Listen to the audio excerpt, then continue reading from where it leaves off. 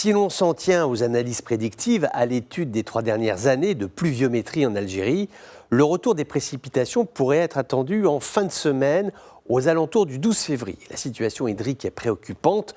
Le taux de remplissage des barrages est en moyenne de 37%, mais dans des régions de l'Ouest, nous pouvons descendre à 22%, parfois même 18%. Alors, sans verser dans le catastrophisme, la situation reste sérieuse, elle interpelle les plus hautes autorités du pays.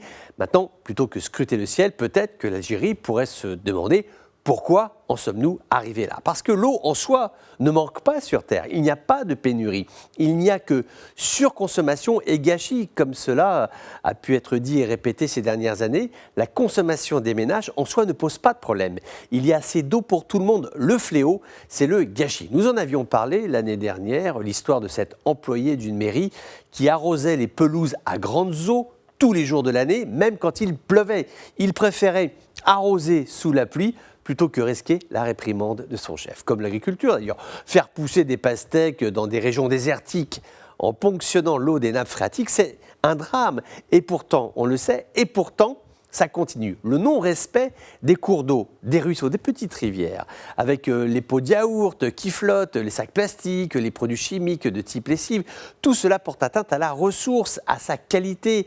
Et quand vous dites cela, hélas, vous enfoncez une porte ouverte, parce que tout le monde le sait, et ça continue. Idem, tout le monde sait que l'irrigation au goutte à goutte, lorsqu'elle est techniquement possible, ça fonctionne très bien. C'est économe. Pourquoi n'est-ce pas généralisé? Ce qui est terrifiant, c'est que nous sommes, encore une fois, informés, on le sait, et rien ne nous arrête. Les barrages de retenue d'eau, par exemple, sont essentiels, oui, c'est vrai, mais ils s'inscrivent dans un écosystème global. Le ciel, à lui seul, ne peut pas tout faire.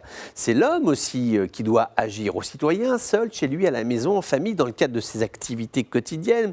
Faut-il nettoyer nos voitures à grandes eaux? On peut se poser la question. Ne serait-il pas temps de décliner plus largement les labels, toutes les appellations d'origine contrôlée certifiant que tel produit a poussé dans des conditions respectueuses de la nature, avec un contrôle strict de sa consommation en eau, en engrais, etc.